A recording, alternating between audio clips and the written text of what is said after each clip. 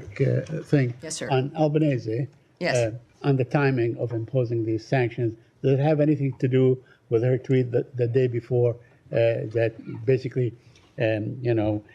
slamming Greece, France, and Italy for allowing Netanyahu's plane over their airspace when they are signatories to the Rome Protocol? I mean, she's talking about technical things. Did that have anything to do with it? No, this has been, and it's a good question because it highlights that this is not an action based on one action or one thing. This has been a long-term issue. And what I will say to you is today, and just more details, the United States is imposing sanctions on UN Human Rights Council Special Rapporteur Francesca Albanese for her abuse of that role to directly engage in ICC actions against Israeli officials.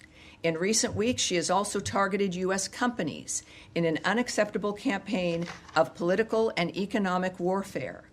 As the President's Executive Order, EO 14203, makes clear, the ICC's actions set a dangerous precedent for lawfare that endangers our national security and foreign policy and infringes on the sovereignty of the United States.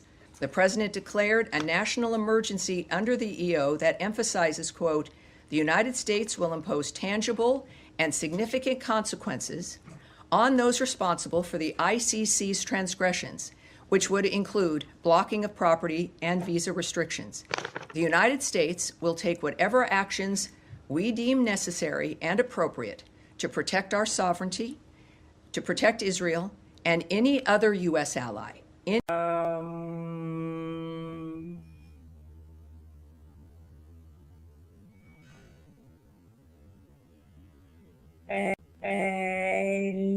the nerve.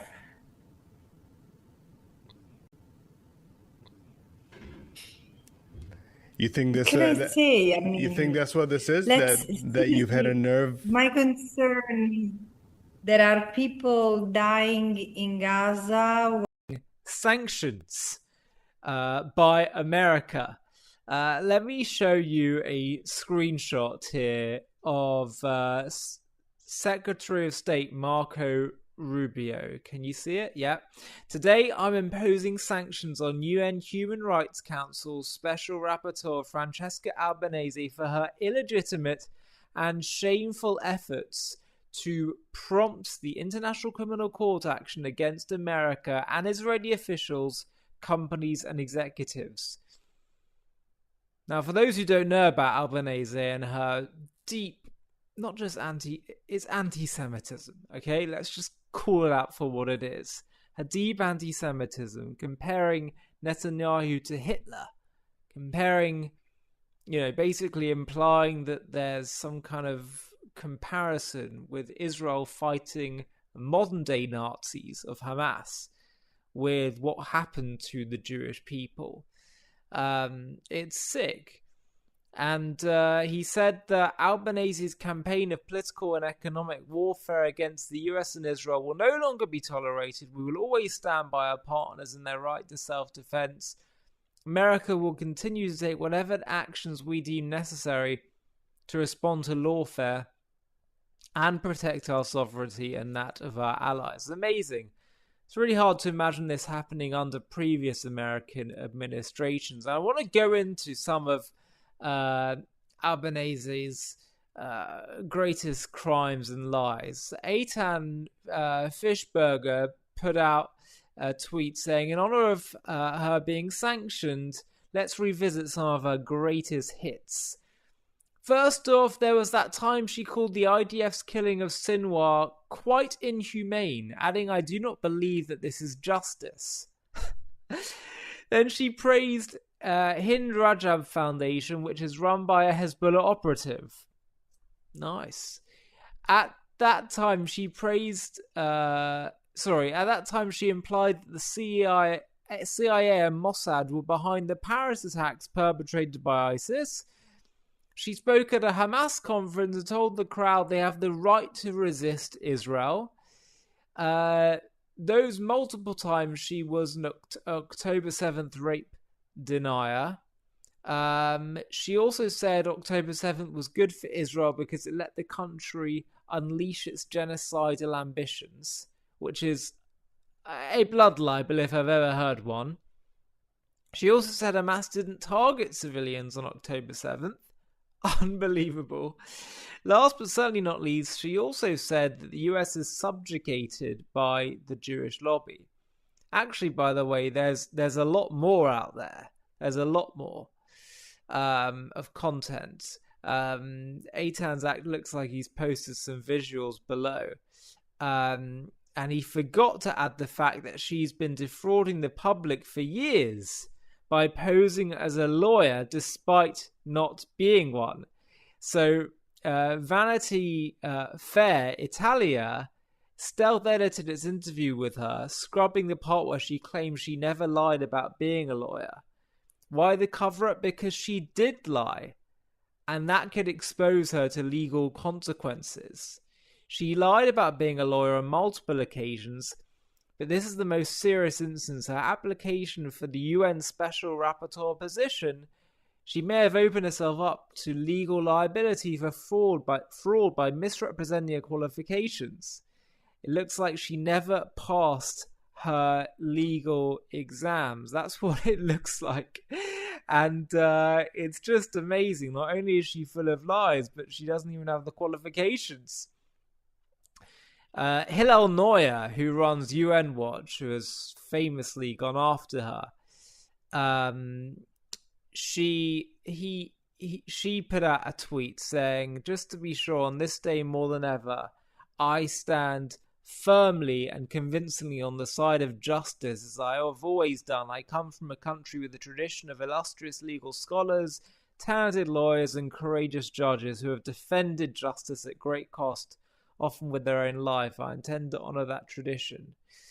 So Hillel Neuer wrote, "Yes, your country does have many talented lawyers, and each had to pass a bar exam and qualify. You never did any of these things. Contrary to what is written in your bio and contrary to your repeated statements, you are not an international lawyer, only an international liar."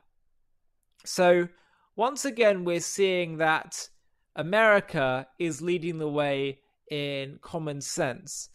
People think, oh my gosh, wow, finally they're taking a stand. It's so bold. I really try to make us just reflect on the fact that this is what should be happening in a sane world. People accusing the Jews of genocide when they're fighting genociders are people who are still recovering from the worst genocide in human history. And they're being accused of this when they're putting their own soldiers on the line in order to be as surgically precise as possible in going after Hamas in Gaza. It's sick. It's truly deranged. And Albanese is actually pretty deranged. And I did a video earlier, a few months ago, which showed an interview with her where she is being asked about whether or not she's an anti-Semite, and she had such cognitive dissonance. She was asked, why do you think it is that the UN focuses so much of its time disproportionately on Israel, at the expense of so many other conflicts with far higher death rates and casualties and human rights abuses? And what was her answer? She said, because nothing ever changes with Israel. The most bizarre answer. So things change with human rights abuses in all these other countries, Iran, Syria, China. It's unbelievable. The cognitive dissonance is extreme here. Anyway, before I finish, I want to show you something really, really cool that we've been working on for a while behind the scenes and now have just launched. Have a watch of this. I'm so excited to share with you something that I've been working on for a while. We've just taken United Nations Watch. Mr. President, is today's report balanced? Israel is accused of genocide 68 times. Now, on October 7th, the world saw Hamas start a war by invading Israel, firing thousands of rockets, massacring 1,200 people, including families and little children in their homes. Hamas pledged to do it again. Israel has been fighting a just war against a terrorist army which cynically embeds itself among civilians. Ms. Albanese, war is not genocide. But in your report, there's no war at all. It's only about Israel. We ask, why does your report never mention once the October 7th invasion and massacre, or even the word Hamas? Why does your report never once mention Hezbollah on October 8th? Joining Hamas's war, they began firing thousands of missiles at Israel. Why does your report never once mention the Islamic Republic of Iran, which armed and trained its proxies and orchestrated the attacks, which itself fired hundreds of missiles at Israel? They openly call for genocide against the Israeli people. Why didn't you find reason to mention them once? Distinguished delegates, this report is an inversion. Silence on aggressors, openly pursuing genocide, and demonization for a democracy, defending its people from a multi-front war. Ms. Albanese, do you now understand why a Swiss university canceled your panel this week for lack of balance? Mr. President, on April 1st, you released the report of the UN investigation, which found that the Rapporteur's trip in Australia was funded by external groups. Ms. Albanese, will you release the documentation? Who funded you? We will continue then with the next speaker.